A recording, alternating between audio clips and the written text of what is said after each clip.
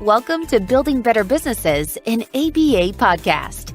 Learn firsthand from business owners who built successful ABA businesses. Utilize proven techniques and strategies to help your practice thrive. This is Building Better Businesses, an ABA podcast with Jonathan Mueller.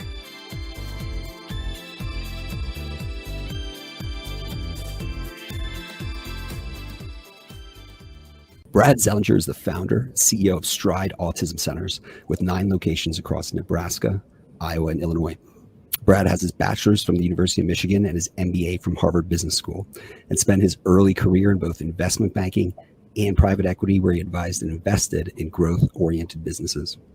Brad serves on the boards of Rett Syndrome Research Trust and Aspiritech, and was treasurer of the Illinois Association for Behavior Analysis. Brad, welcome to the pod. Thank you for having me. This is great. Excited. Yeah, I'm excited too, man. I'm really pumped about this conversation for a lot of different reasons. But before we get into Stride, Brad, tell me how the Autism Services found you, and really importantly, what was the role your sister played in your journey? Yeah, so my sister, Marissa, has a severe autism-related disorder. It's actually called Rett syndrome, and she has shaped my life experience meaningfully. She drew me into the developmental disorder world at an early age, and I do have parents as well that are extremely devoted to her and to me. They're super supportive people, and they work tirelessly to provide her with the best possible life that she could have, and that meant supporting nonprofits and service organizations that helped with my sister's programming and things like that. So my parents kind of set this example at an early age to support those types of organizations, which kind of led me to having roles on nonprofits, some of the ones you mentioned, and a big role in fundraising. We actually have a fundraiser out of Chicago, where I'm based, that's raised over $2 million for an organization called Rett Syndrome Research Trust, which is a fundraiser actually I founded many years ago. So that's, a huge part of who I am, is kind of being devoted to that population. Fast forward to, when I'm living in New York City, working in the investment world, and just feeling like I had a lot more to give, and not feeling like the work I was doing was rewarding and making a difference.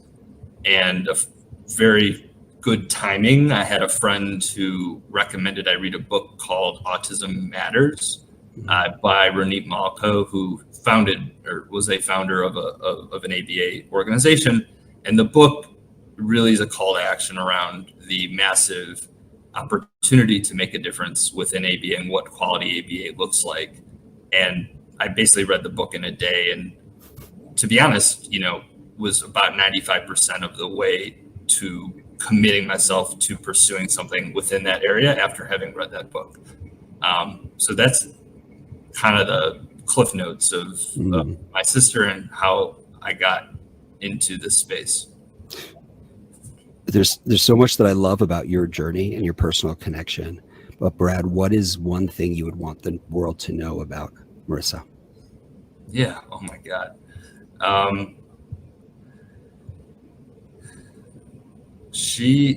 I think what she has done in her life is she has been the most resilient person. I didn't get into kind of the challenges that she's suffered through, but she's nonverbal.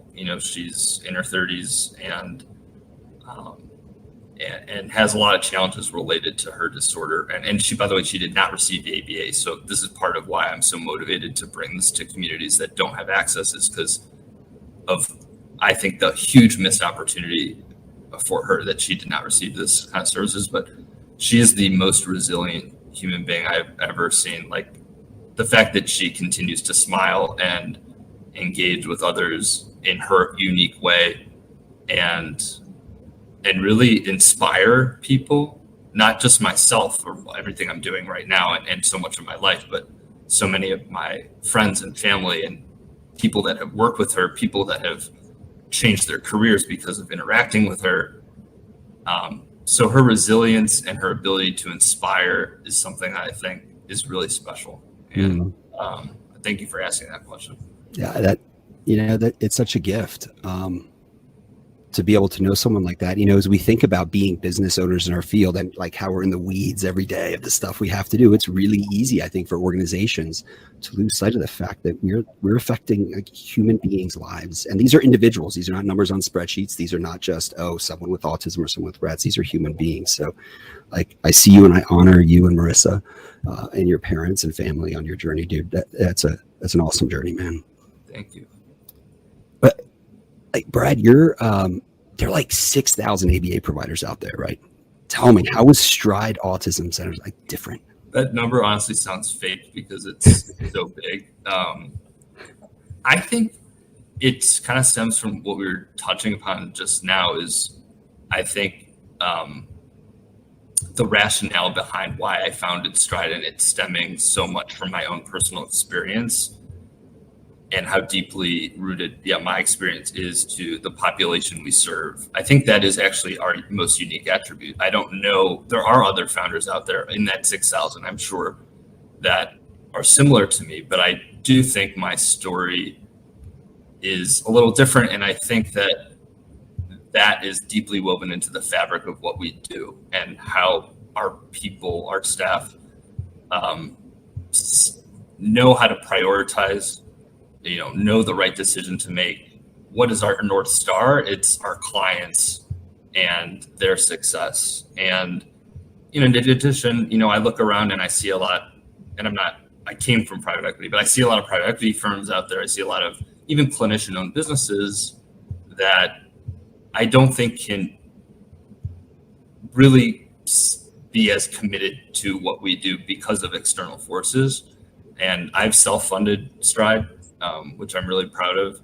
And I don't report to anyone. I mean, there are pros and cons to that, but I think one of the pros is I get to decide what an appropriate margin is. I get to make decisions that don't necessarily follow the most profit-oriented decision, right? I get to basically make decisions that are in service of our mission, and I feel good about them, and no one else needs to, sign off on them. So I think that, what does that mean? I mean, it means that, we in general are not cutting RBT hours when clients don't show up.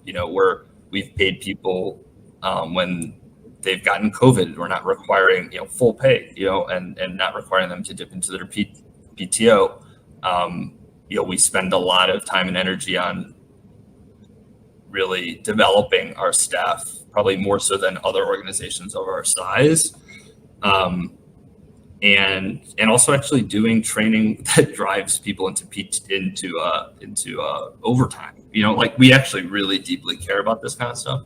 And I think people realize that, and I think it attracts a unique type of person and ideally retains them. Of course, everyone has retention and turnover problems and challenges, but I think that's all those things kind of make us a bit unique.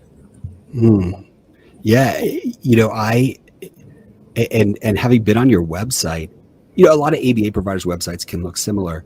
One of the things I really appreciate, you had like 8 or 10 bullet points that were like posing these like really specific questions about how you all were different, and you answered them. And so like that, the personal connection and your sister is part of that. So like that totally comes across. And one of those differentiators was your close connections with academic institutions. And that is I feel like it's phenomenally important when it comes to attracting world-class talent and just piling on and doing all those great things you're doing, staff development and training and otherwise. Tell me more. What do those partnerships with academic institutions look like? And what have you learned from engaging with higher ed? Yeah, so there's some history there. So my family, again, has been touched by this, right, from, for decades. And we're not a family that kind of sits and watches and waits for other people to mobilize and improve, the circumstances. So we've actually been funding research and scholarships at the University of Illinois, which is where everyone but me and my family went to school. So everyone hates me for going a different direction, but they all went there, and they have a really excellent school of education. And so they've been funding this for over 20 years now. And one of their endowments involves an annual lecture series from an expert in the field of communication disorders. So our staff has been, we don't have a 20-year history, of course, so they haven't been every lecture, but they go to are able to listen to these lectures from world-class people on topics that are really interesting. So they're learning from that. And in addition, the chair of the department, Dr. Kaplansky, is one of our advisors, and she has met with our team. She actually specializes in parent training. So much of her research, she has a lot of grants in the research area of parent training. And so her work has helped us develop our own parent training model that makes use of the best sort of research that's out there. So those are a couple examples, but really leveraging, frankly, my family's connection to that university and they're great people. It's interesting to see how like that personal connection truly is the differentiator that you described. It almost permeates like all these different aspects of your organization, including like, wow, getting to learn from a Dr. Wolanski and like knowing the latest research around parent training. That's powerful, dude. And I think there's this idea out there, this like entrepreneurial myth that it's like all just like roses and rainbows, right? Because we get to be our own like bosses, while at the same time, like we're going to be our own hardest critics, right? And so it's like that's a double-edged sword. Like, what have been like the highest highs and lowest lows of your entrepreneurial journey? Yeah, it's been an incredible roller coaster. So there's so much volatility that, to be honest, it's hard to pick like a single like optima, and a low here. It's just because there is, honestly, it's very day to day for me, at least. I don't know about you, but the trend line is up, but there's just a lot of craziness that kind of happens. And I think for the highs, for me, it's the kind of stuff that really brings me joy are the moments where I played a role in making something happen that feels really special. Like there's a family in a small town, and we were in Iowa. Our biggest service area is in Iowa, so rural state. There's a family in a rural area that couldn't get their diagnostic documentation to us, and I personally drove to their home and picked it up, and that child is in therapy and started relatively recently. And that's something that I think that kind of level of service is something I don't necessarily know other places would do. There was another family that didn't have the proper Medicaid plan that covered ABA. There's actually one plan, in that state that just doesn't cover it for whatever reason. We provided them the resources to be able to get the right insurance in place and get them into therapy. There's a family that was moving from Texas to Iowa and did not yet have a diagnosis. And I was like, well, when you come here, the wait lists are really long. So, you should really look into doing that locally before you come here. So when you come, you can seamlessly come into our program. Actually did a little research to try to find them a local developmental pediatrician, and that child's in our programs. Things like that make me feel really good. And so do the reviews that our clients give that are unsolicited and really, to be honest, can bring me to tears, how amazing they are. That's the kind of stuff that really gets me going. And the low period for me, last summer. So as I mentioned, I bootstrapped Stride. So that involved me learning to do everything and then actually doing it without hiring people.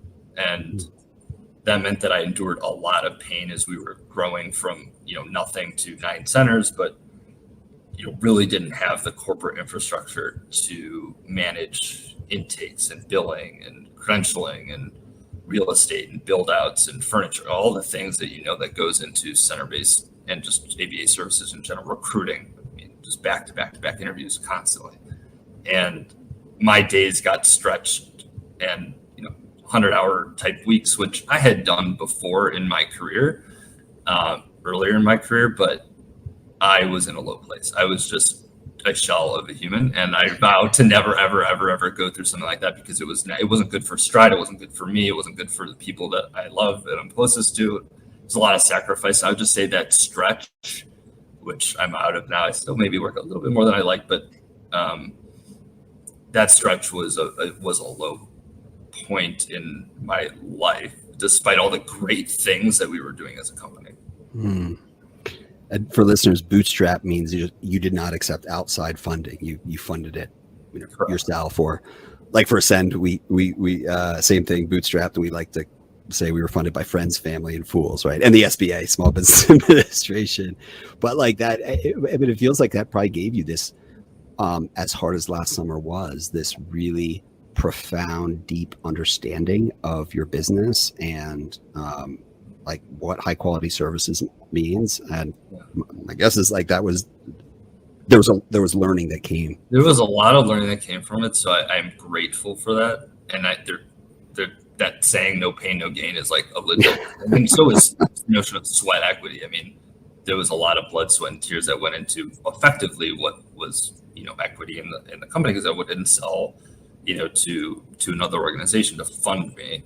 And I think it also allowed me to know what to look for in the corporate team. So I do think we have A+ people. Finally, and we've just gave an offer out to someone else to round out the team yesterday. So I hope she accepts. But I think that, fingers crossed. But I think it has allowed us to, assess good people who can get things done and can work well as a team. So I think there were definitely benefits of that pain.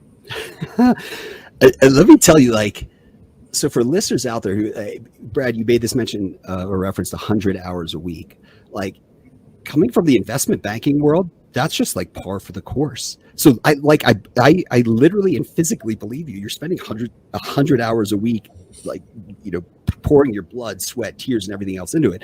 And what's funny is, like, coming out of University of Virginia, 4 years ago, I had to decide whether I wanted to go the management consulting or investment banking route. And I'll never forget, UVA did a great job of bringing different, the JP Morgans, Goldman Sachs, and others onto campus. We would have these cocktail parties, and they try to recruit us. And I'll never forget talking to one of the New York analysts, and I asked him, "What's it like to work 100-hour week?" And he said, it's not too bad. You basically get a little bit less couch time. And I was like, and my BS meter kind of went off, and I was like, okay, that's not the route for me. Yeah, that's a lot. That's a lot. No, that was another time where I probably was depressed, but undiagnosed. I think there are times in one's life, especially when you don't have, talk about not anyone to report to. I mean, I founded Stride without, I didn't have a life partner, kids, limited responsibility other than to myself and of course my family, and the nonprofit work I do. But I was legitimately able to devote my full energy to it in a way that is unique. I mean, when you have all those other responsibilities in a family, you can't work that much. I think you can probably, in a more efficient and intelligent way, build an organization like Stride, but I am not that efficient and intelligent, so I had to brute force it, and I'm glad I did it when I didn't have other things like that in my life, and I was just able to devote myself to it. But I think that does lead to burnout, it just does, and so you got to be really thoughtful about that. And I've learned that the hard way, I guess. Building a successful organization that's having a meaningful impact on our world is a marathon, right? It is you can't just sprint through it. Well said, man. Well, Brad, you and I share something else in common in knowing Dr. Linda Leblanc. So I knew Dr. Leblanc through because she was the founding chief clinical officer at Trauma Behavioral Health, so we got to work really closely together. And I know you've worked with Dr. LeBlanc. And by the way, I just consider Linda like a god amongst mortals in our field. What did you learn working with Linda? As I was getting started, I was doing a lot of research on what do I want to build within ABA? What's that going to look like? And I found myself at a lot of conferences, one of which was, I was based out of Chicago. I went to the Wisconsin ABA conference where Linda spoke. And actually that's where I came up to her and somehow, I don't know how, convinced her to, work with me. she is a god amongst mortals. She's so everyone kind of knows her for her thought leadership, obviously within the field of ABA, and she is, and that has definitely helped Stride. But really, for me, her role has evolved into kind of like this executive coaching role for me. So I meet with her a lot, weekly and almost weekly, and get the opportunity to have this amazing sounding board for myself and the company, but for myself in terms of I'm a first-time CEO, I'm a first-time leader of this magnitude, and as much as I may look like I know what I'm doing, I really don't. And so having someone who is as wise as her, who has seen a lot of success and failure and is just really sharp, has just helped me navigate the challenges that I face on a day-to-day basis, and I think has helped me become a better leader. And I'm just really grateful that I've had the opportunity to have her guidance and support, and it's been a really helpful aspect of my building Stride, is just having that kind of coaching, in addition to, of course, like what she is known for, which is her ABA knowledge. I could not agree more. Like, clearly she's a thought leader, has extraordinary research that she's published, but she's an amazing like coach first and foremost, in my eyes as well, as she coached me. But being a great coach is more than just always having the right answers, which Linda does. But it's about asking really good questions, right? And like deep questions, which serve as like that gut check. Oh, am I doing this right? And like just in asking those questions, I've always felt like she or any really good executive coach, that's where they shine. Yeah, I definitely agree with that. And asking the questions that you're not asking yourself, that are hard, difficult things that you might want to avoid or you just didn't see, and helps you ultimately get to a better answer. Yeah. So one of the things, Brad, is in looking at your website, one of the things I really appreciated was this statement. I'm going to read it. Stride has an unwavering commitment to meaningful outcomes. Like, how do you think about outcomes, and what specific measures do you use? Yeah.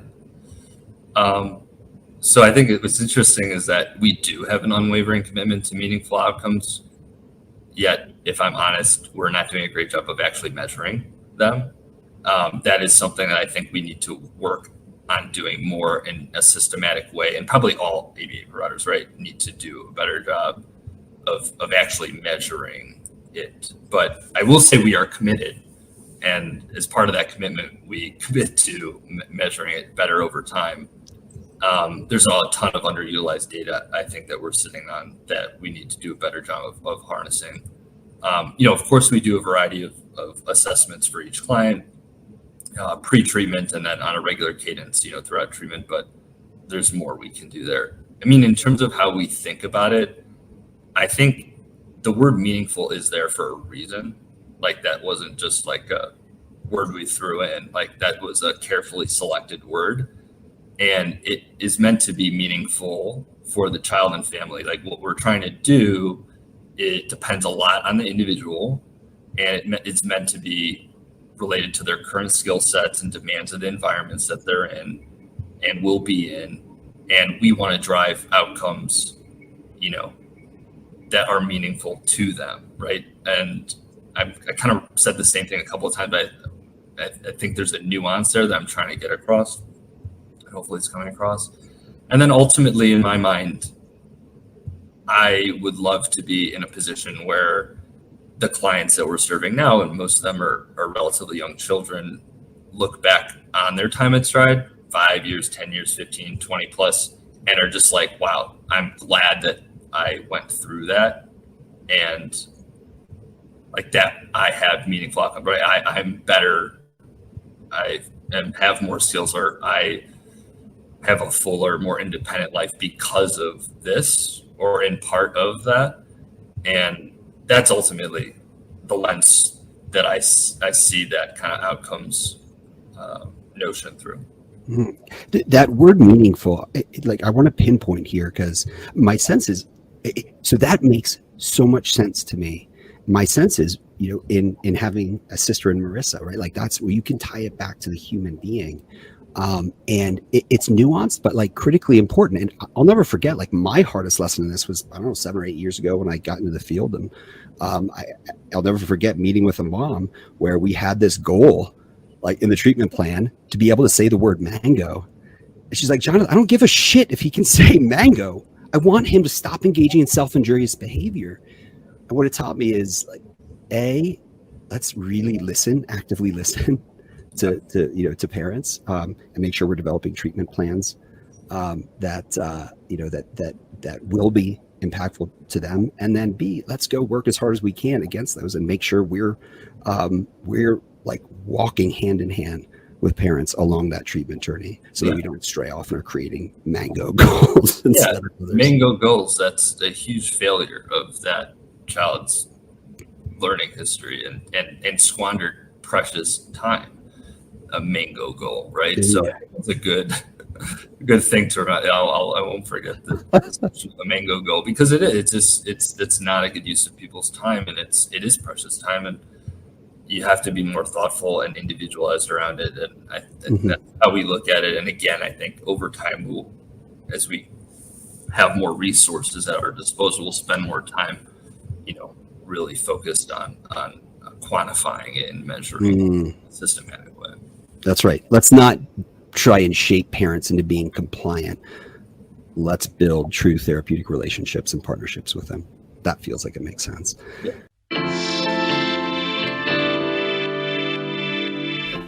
ABA practice owners, are billing and insurance issues getting you down? Well, let me tell you, Element RCM is your answer. Element provides world-class revenue cycle management services, contracting, credentialing, authorizations, billing, and more. Element's your partner, so you can focus on what you love to do, providing the highest quality services to your families and clients. Element's a preferred partner of the Behavioral Health Center of Excellence, and its founders have nearly 20 years of experience owning and operating successful ABA organizations. They understand you. They know that every dollar counts, that integrity is everything. Element works with any practice management system, and Element's not a vendor, they're your partner.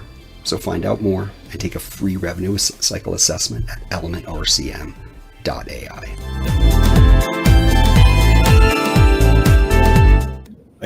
Greg, coming back to you, 100-hour, I can't get this notion of 100-hour weeks out of my mind, man. But I have always, the handful of times you and I have gotten to meet, connected through, introduced through Linda, of course, I've informally referred to you as the hardest working man in show business, because you have been seriously you that's not an award I want to have. It's just right. But and clearly you've learned from that, right? And you're building out your team. But this is something most ABA practices struggle with. When is the right time to hire someone, right? Or bring on the next person, or invest in a system, whatever it is. But what's been the single biggest point of leverage for you that's helped you operate at the highest and best use of your leadership as a CEO and owner? I think I'll get to your answer, but I think me transitioning from 100-hour a week Brad, who's really an individual contributor that just executes and gets things done for other people, to a leader that orchestrates all the mission and growth and everything that Stride has been the hardest transition, I think, for me, within my life, I guess, because there are two very different kind of ways of operating. And I think finding great people that I can work alongside, that work well with me and each other, that can basically be that support team that Stride needs, that was the hardest thing I think I've had to do. Everything else has been, for me at least, relatively easy. And just being able to share that responsibility of running Stride to help us realize our vision better.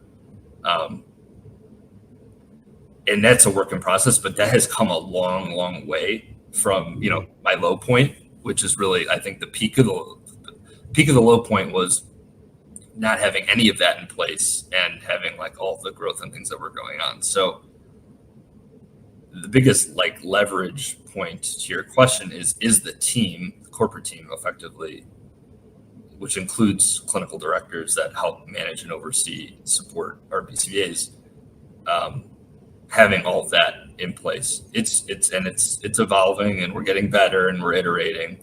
But that has been, we've made a lot of strides, no pun intended, on that, and that's the area that I want to continue to focus on for myself and Stride. And that's a pure selfless act. I mean, ultimately, it pays off building like a team around you, but that's just like a selfless act as an entrepreneur and a leader, is to welcome others into, hey, share my vision with me. And that's a powerful thing. I think you're exactly right. Like, I feel the same way. That was both the hardest and maybe like one of the most reinforcing parts of starting, growing an organization, especially in the ability to like coach others, right? And bring them along. Well, you have like these, so many like just really neat insights into the field and into how to like grow a great business and build a great business, given, I mean, certainly your past experience, but also you got, your MBA, and many ABA practice owners, have a master's in ABA or special ed or something else or related discipline. They don't have their MBA. But like, how did you decide to get your MBA? Yeah. To me, it was a unique, once in a lifetime opportunity to learn from people that were way smarter than me, from all over the globe, with really diverse skill sets and perspectives, and to be just like sloshing around in the mix with those types of people that I could really absorb unique insights from, and relationships and things like that. I couldn't think of another place where I could do that in a really free, open, not free, actually, in an open, supportive environment where you don't have the distraction of a full-time job and other things going on, right? So that was the biggest thing that kind of drew me into the idea of going. And then we talked about the hard work, the 100-hour weeks. Like, I was on a treadmill that was just, nonstop for like right out of undergrad straight into these like programs that just kind of drill you to the ground.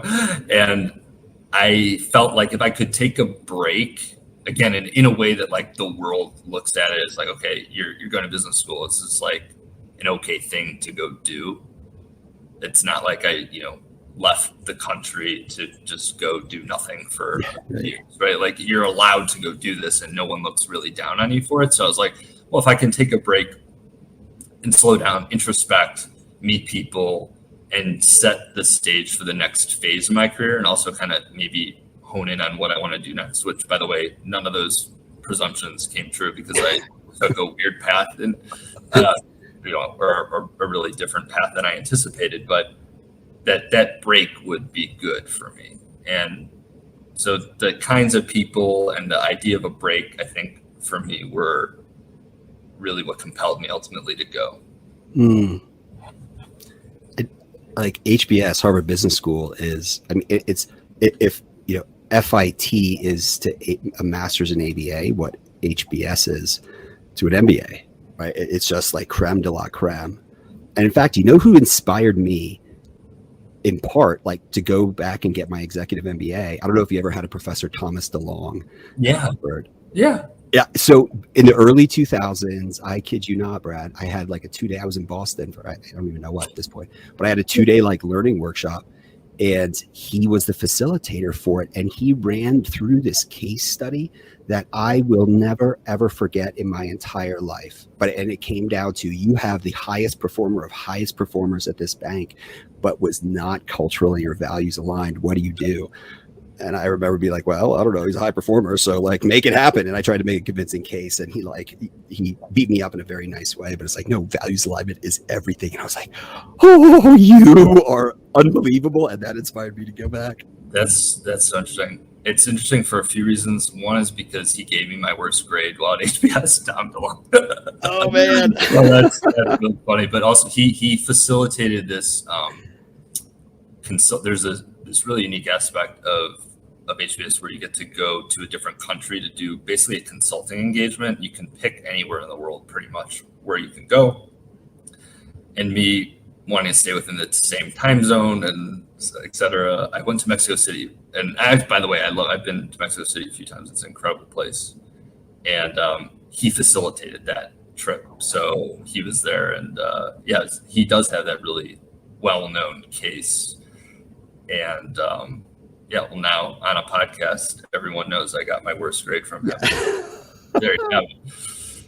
Hey, the good news is like no one looks at your grades from your MBA program, so that's why I always used to tell myself and like my group members in my MBA, no one's going to look at our grades. It's a safe space. It's a safe space, right? It's safe space for learning, right? And that's how learning should be. No, I agree.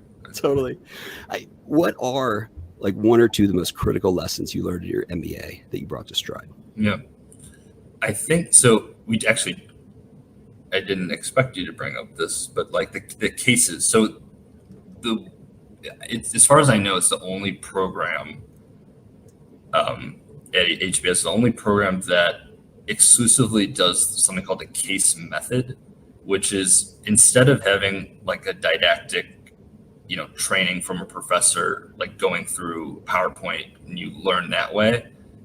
There's actually zero of that. It's all these cases, which are basically these scenarios within business or in leadership and tough moral situations, all these kind of gray area things where there literally are a million different ways you can, maybe not a million, but many different good answers ultimately that you could back up with data and logic of like the direction you can go. And then you're in this room with, again, like 90 people that are way smarter than you that talk about their perspective on it, and you have this kind of interesting discussion around what to do and why. And I find so much of my day-to-day in Stride is in this kind of murky gray area of like, there are many good decisions and you don't know which one is the best one and which way do you go. So I got actually in school like a lot of practice kind of making tough decisions with limited information, where there are many right answers.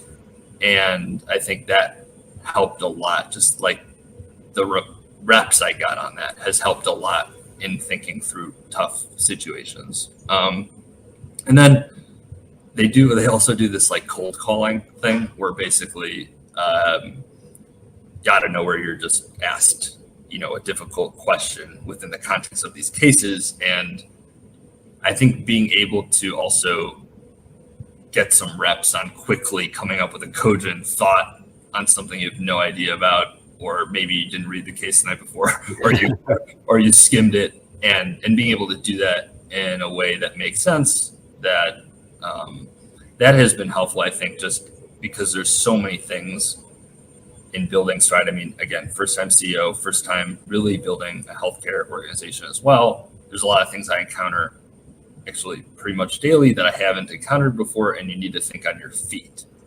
And I think the cold calling thing kind of gets you ready for that as well. So there's kind of those two main themes I think have helped me. Yeah, I think you described what it's like being a founder and CEO, right? You are never going to have perfect information. I love this idea that you just have to get reps, right? On like a whole bunch of data coming your way. Some of it like critically important. Some of it it's red herring, right? You've got to wade through it and figure out a framework you'll use to make decisions. I clearly, you're a sharp dude, man. And I appreciate how much humility you have, but like, do you feel like you can be in any room in the world now, having gone through like that experience? I mean, I've just never been like a starstruck kind of person in general. Like, I just don't, I like to get along with everyone, and I don't know. I feel like I don't really care a ton about what people think. So yeah, my parents, this is really sad. My parents follow me on Instagram, and I just like posted a story the other day, and my mom was like, "That makes you look bad." I'm like, "Well, I don't really care, Mom. Like, I don't, And by the way, why are you following me? Your mom's following me on Instagram." And yeah, I think the reality is I just don't really care a ton about that. So I don't know if I'm answering your question right, but yeah, in general, I do. That doesn't mean that I can hang necessarily with the most, the smartest people on the planet and have a perspective on anything. But I think not caring so much what people think has helped me just do things that the way that seems right to me and just not have a lot of second guessing about my approach to life. And yeah, maybe that does help go into any room and things like that, because you're just not worried what people are thinking. That's like Confucian wisdom, man. I love it. But like, what's one thing, Brad, that like every ABA owner should start doing, and one thing they should stop doing? Yeah. This too, maybe like the outcomes thing is just really individualized. I don't know like what people are doing or not doing, but maybe I'll think just because this happened recently. I had kind of an really important person on my team, chief of staff, quit unexpectedly, kind of out of nowhere. Actually, someone that I think you would just like maybe over email or something, someone who you connected with, Jonathan. And first of all, that stunk. But you know what? Actually, it forced me to do is actually get back into doing intake. So I'm like back on the phone, actually training now someone new in that area for us. And connecting with families in that way, being able to be that first touch point where you can provide hope and reassurance and help them access what we do has really brought me back. Like, it had been so long since I had done that. Maybe Stride doesn't have this incredibly long operating history, but it had been a while, and it felt like it had been a while since I had done that, because I had really handed that off to this person who then quit, right? So jumping back into that and being able to connect that way, I think has been really healthy and again brought me back to like why we do what we do. And also you hear more of the concerns and the questions, and I think that helps with the business building. So maybe just like getting closer to the clients and patients, you can be, if you're just in your ivory tower and you're not really out there and connecting in that way, you can lose touch. So that was really nice, actually. Silver lining. I'm always looking for silver lining. That was a good silver lining with that exit of that team member. And then in terms of stop doing,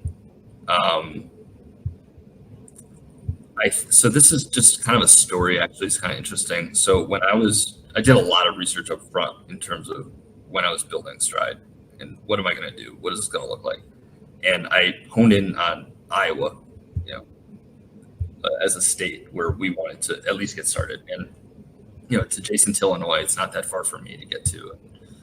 It had a need. And I reached out to the largest organization that was providing ABA services there to request just a conversation, and had a conversation with someone who basically discouraged me the entire time to start Stride. And I reflect back on that from time to time, because I'm like, if I had listened to this person, we would have had the biggest missed opportunity, my biggest missed opportunity to make a difference in the world, which is really sad.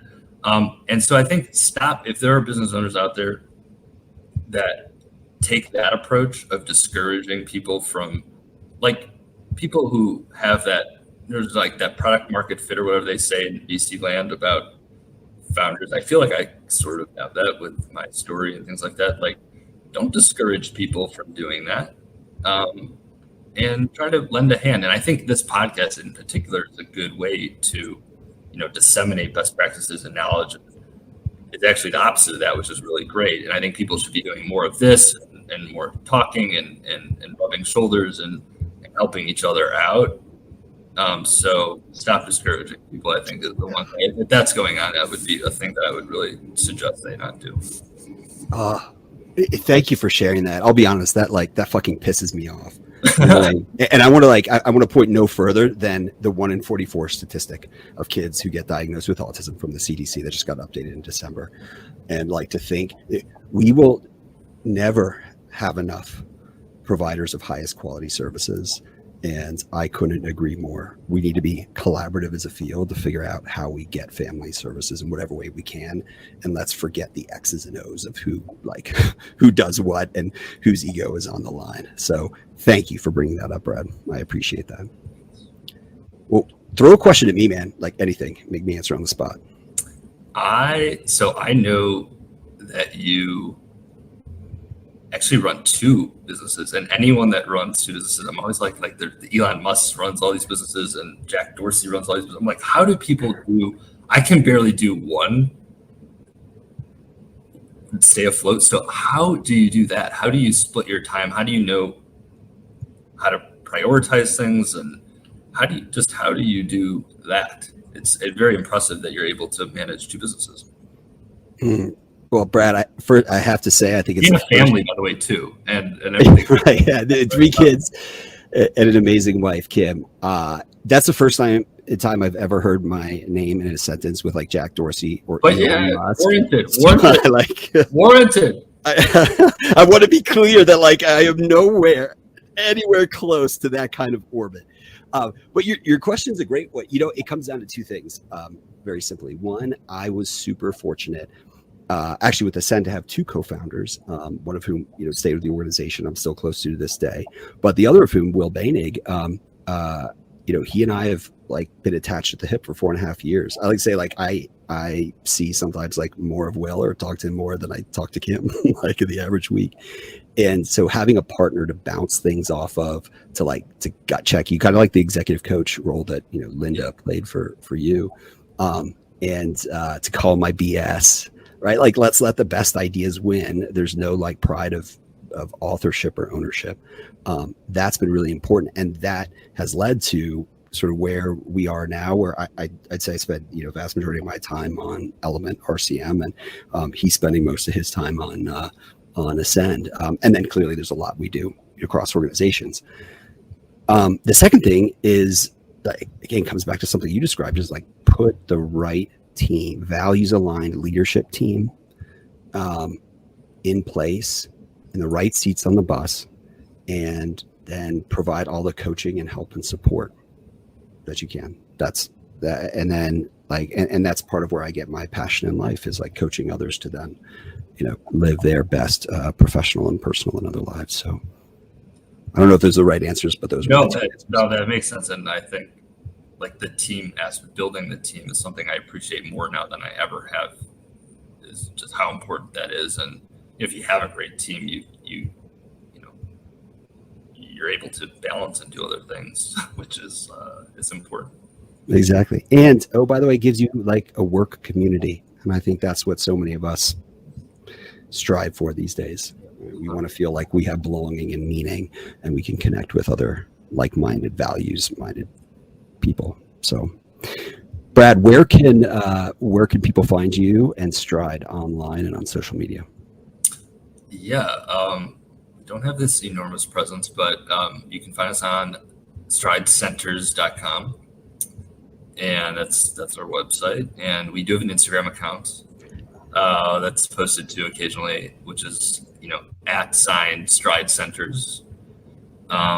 We have a Facebook as well, but I don't actually know. You probably just have to search Stride Autism Centers. So that's kind of where we are online. Oh, we made a TikTok actually. Oh, no way! Congratulations. Yeah. So I mean, everyone else is doing it, so right.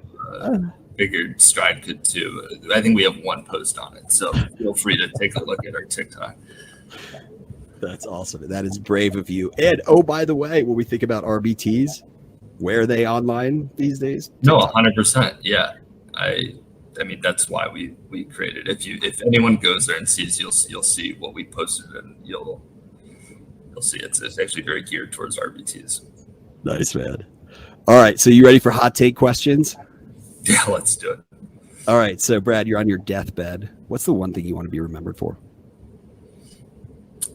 Just making a difference in the world. No one will care about pretty much anything else. I think that's the one thing that you want to feel good about in the end, is making a difference and leaving an impact, a positive one. Heck yes. What's your most important self-care practice? I love playing squash. I grew up in Chicago and thought it was just a vegetable until I went to college, and some guy who grew up and went to a boarding school like taught me how to play, and I just got absolutely hooked. And that's like the one thing that brings me a ton of joy, just that physical exercise and meeting people and all that. I've really loved playing squash. Oh, joy and exhaustion. Can I tell you, Brad, the 2 years I lived in Chicago, I had this roommate, phenomenal dude, Mike Schreiber, and he and I played racquetball all the time. And like, I would be sopping wet with sweat. It was so fun. And squash is like 10x harder than racquetball. Is that a fair characterization? I've never played squash. I think fair? I do like to optimize for certain things, and like calorie per minute is sometimes one of them.